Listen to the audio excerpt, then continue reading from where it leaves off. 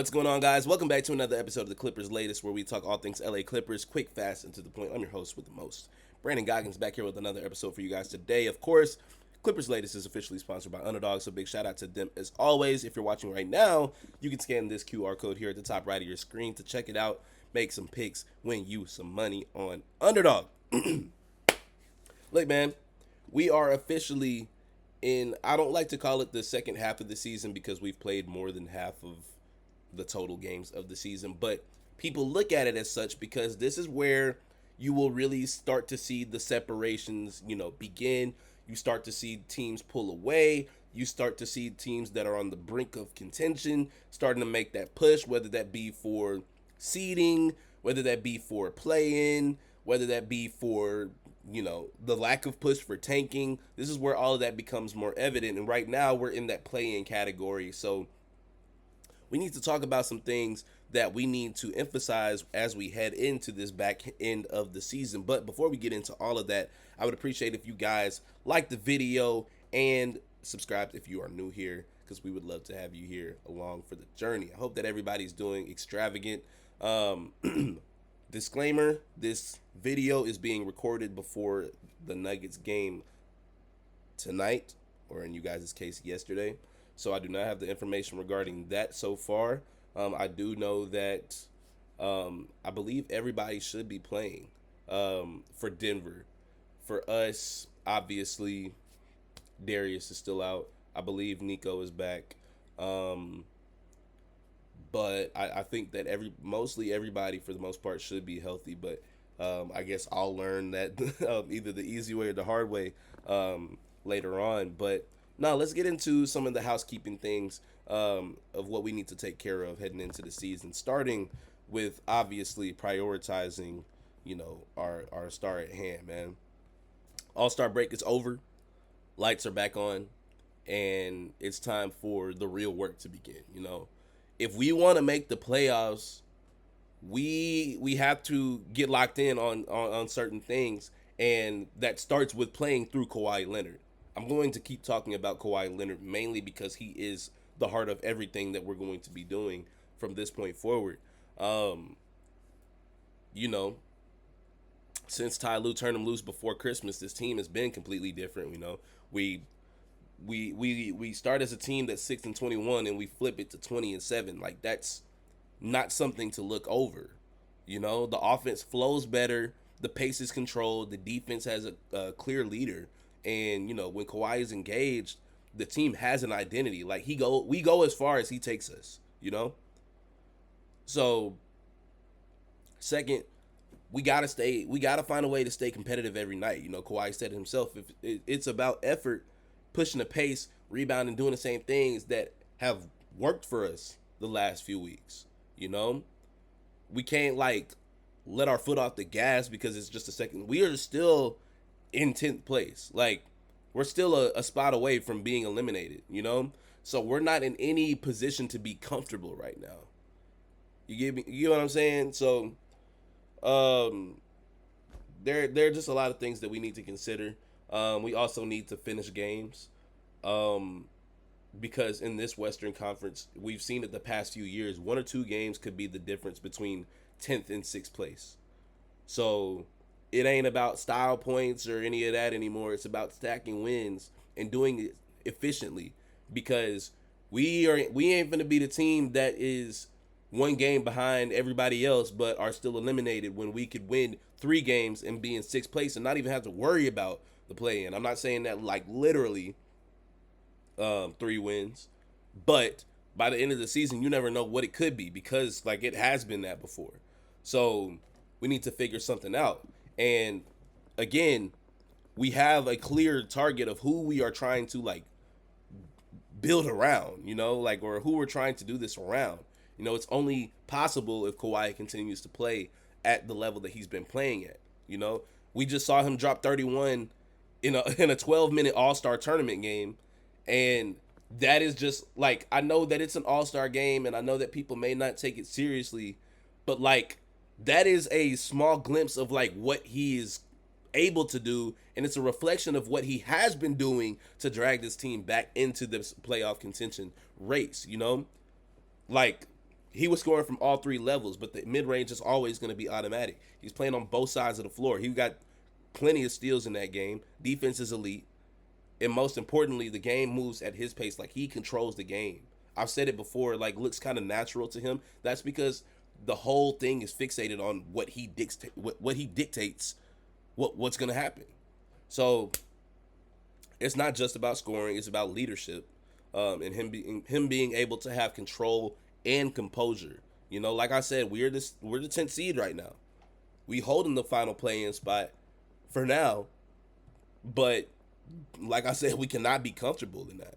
Every game from here on out is basically a playoff game. We have to treat it as such if we want to make a push, and if we want people to take us seriously. You know, if Kawhi plays like a top 5 player, then we dangerous. If he plays like the guy that we saw in that third game All-Star weekend, then we're a problem. Because if he does that every game, it's gonna get real spooky for these folks. Fast breaks, buzzer beaters, and block parties are back, and Underdog is the best place to get in on all the action. Playing on Underdog is super duper easy. You just pick whether your favorite players will go higher or lower on stats like points, rebounds, assists, steals, and more. And if you get your picks right, you can win up to 5,000 times your cash. So today on Underdog, as you guys know, due to my pre-recording of the game, I'm looking at our game, and I am going to select Kawhi for higher than 27.5 points, while I'm selecting Jamal Murray for lower than 23.5 points. You know, I know that he was an all-star this year. I know that he's been having a good year, but I think that we'll be able to lock him up and keep him under 24 points. I think that, or 23 points. You get what I mean. But I think you should also get what I mean when I say that you should download the app today and use promo code BasketballFan and get $75 in bonus entries when you play your first $5. Again, that is promo code BasketballFan on Underdog. Make picks, win money. But we have a whole different thing that we're talking about. Well, maybe not so much the whole different thing, but more of the same. We're talking about some more Kawhi, man. Because, you know, we're going to continue what we were talking about. You know, like, it wasn't just like, you know, a fluke of who Kawhi Leonard has been. You know, we talked about this last week. This is still the same 5 games, 27, 12, and 4 in Houston, 24 and 8 the night before, 41 in Minnesota, 31 in Sacramento, 7 assists to go along with that, 25, 7, and 4 against Cleveland. You know,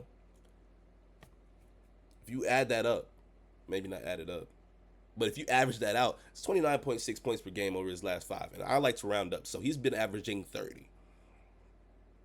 You know?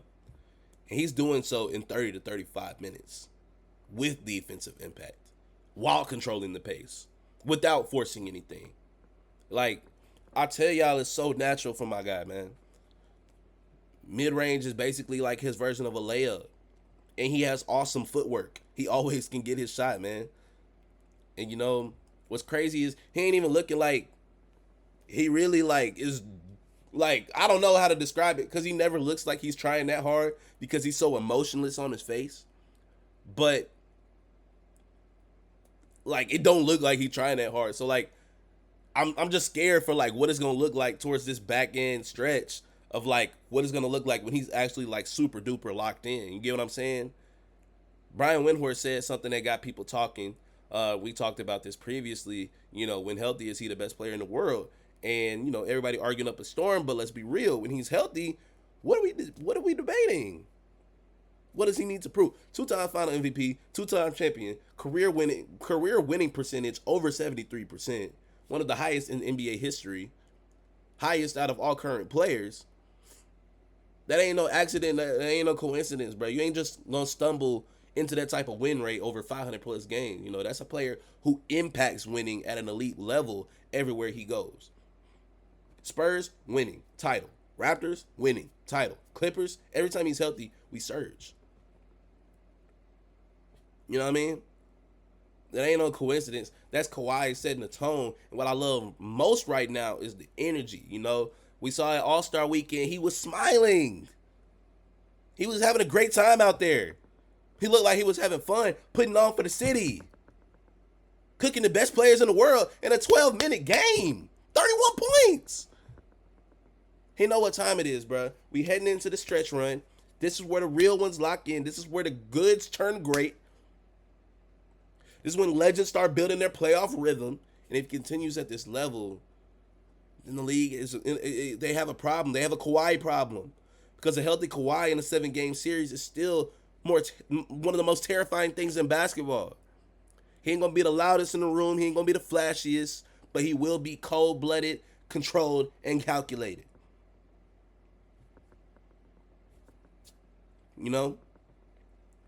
You can argue about MVP. You can argue about who's the best player in the world. You can argue about availability. But availability has been there right now. When he's out there, the game moves at a great pace. You know? Winning follows him. And Kawhi Leonard is back in the conversation. If you don't see it, you see it. Check out the last 5, man. And check out the next 5. And the next 5. And the next 5. Because Kawhi Leonard is on timing, and I can't wait for everybody to see it and learn what he is capable of. Must be 18 plus. 19 plus in Alabama and Nebraska. 19 plus in Colorado for some games. 21 plus in Arizona, Massachusetts, and Virginia. And present in a state where Underdog Fantasy operates. Terms apply. See assets.underdogfantasy.com/play and get terms DFSTML for details. Offer not valid in Maryland, Michigan, New Jersey, New York, Ohio, and Pennsylvania. Concerned with your play? Call 1-800-GAMBLER or visit www.ncpgambling.org. In New York, call the 24/7 helpline at 1-878 or text HOMI 467-369. So as much as I would like to keep talking about Kawhi, it's not just about Kawhi. Look, we're going to have to get some consistent production from the younger guys, man. We need to see more Yannick minutes, in my opinion. You know,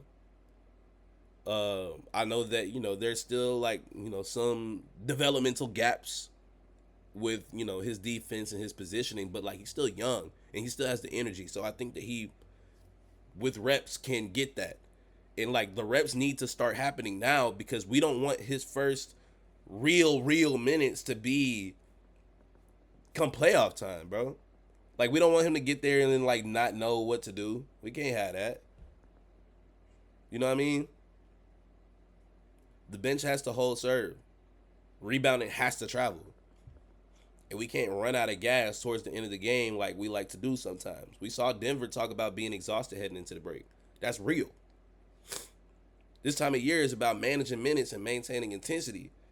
But then we also know that we are missing somebody that would be very critical to our stretch heading into April and May. And that is Darius Garland. We need him back. And not just back on the floor, healthy. Like, in his best. Because what this team is missing right now is a true secondary creator who can take some of that pressure off of Kawhi. I think that it's going to be easy for teams to collapse on Kawhi because we don't have a bona fide second option at this moment, like, or at least to the capacity in which James Harden was. You know? Garland gives you pace, shot creation, mean pick and roll playmaking, and somebody that can close games when defenses load up on Kawhi. Right now is Kawhi controlling everything, which is elite. That's great. But playoff time, you already know who they're going to blitz, you know? And they're going to force the ball out of his hands, so people are going to have to step up. So, yes, we do need Darius Garland to get back, but we also need other guys to, like, lock in and step up. We need Benedict Mathurin to get consistent from the field goal range. I love that he's getting to in his last game, he was getting to the rack, getting fouled, getting to the stripe. We're going to need a lot of and ones, you know? We're going to need a lot of shots made. We're going to need a lot from Jordan Miller and Kobe Sanders, who both just got promoted, you know, to standard contracts. We're going to need some more from them. We're going to need Batum and Brook Lopez we're going to need them to lock in and, you know, be the veteran presences that we need. We need more three-point shooting from both of them.